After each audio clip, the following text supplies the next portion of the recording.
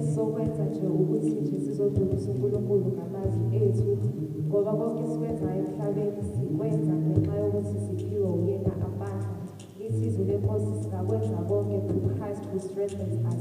So nalokho esikwenzayo senzela udumo lakhe, noma ngabe kuthiwa uyadla, noma ngabe kuthiwa uyalala, noma ngabe kuthiwa uyachetha, noma ngabe kuthiwa wenzani. Everything that we do, we should do it ukuze udumo uNkulunkulu. So sisazoqala nje bazalwane,